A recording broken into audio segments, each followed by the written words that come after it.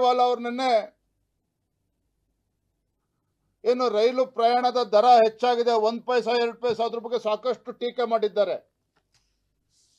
ಮಾನ್ಯ ಸುರ್ಜೇವಾಲಾ ಅವರೇ, ಕರ್ನಾಟಕ ರಾಜ್ಯವನ್ನು ಏನು ಒಂದು ATM ಆಗಿ ಪರಿವರ್ತನೆ ಮಾಡಿಕೊಂಡಿದ್ದೀರಿ. ಕಾಂಗ್ರೆಸ್ ಪಕ್ಷದ ಹೈಕಮಾಂಡ್ಗೆ ಒಂದು ಕಪ್ಪ ಕಾಣಿಕೆಯನ್ನು ಸಲ್ಲಿಸುವ ಸಲುವಾಗಿ ಕರ್ನಾಟಕ ರಾಜ್ಯವನ್ನ ಒಂದು ATM ಆಗಿ ನೀವು ಮಾಡಿಕೊಂಡಿದ್ದೀರಿ.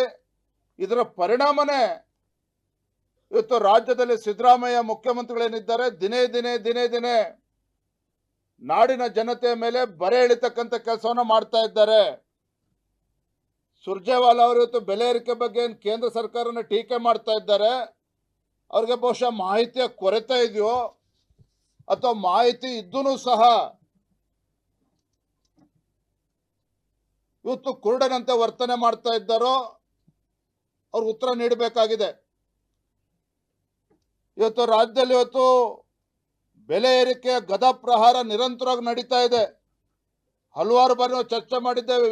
ವಿದ್ಯುತ್ ದರ ಜಾಸ್ತಿ ಮಾಡಿದ್ರು, ಪೆಟ್ರೋಲ್ ಡೀಸೆಲ್ ದರ ಜಾಸ್ತಿ ಮಾಡಿದ್ರು ಸಿದ್ದರಾಮಯ್ಯ ಸರ್ಕಾರ. ಯಾವ ರೈತರ ಟ್ರಾನ್ಸ್ಫಾರ್ಮರ್ ಹಾಕೋಬೇಕು ಅಂತ ಹೇಳಿದ್ರೆ 25,000 ರೂಪಾಯಿ ಕಟ್ಟಿದ್ರೆ ಸಾಕಾಗ್ತಾ ಇತ್ತು ಬಿಜೆಪಿ ಸರ್ಕಾರ ಇದ್ದಾಗ. ಅದೇ ರೈತ ಇವತ್ತು 2.5 ಲಕ್ಷ ರೂಪಾಯಿ ಕಟ್ಟಬೇಕಾಗಿದೆ. ಸ್ಟಾಂಪ್ ಡ್ಯೂಟಿ 4 ಪಟ್ಟು 5 ಪಟ್ಟು ಹೆಚ್ಚು ಮಾಡಿರ್ತಕ್ಕಂಥದ್ದು.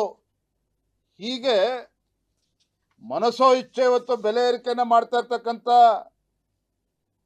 ಸಿದ್ದರಾಮಯ್ಯ ಸರ್ಕಾರದ ಬಗ್ಗೆ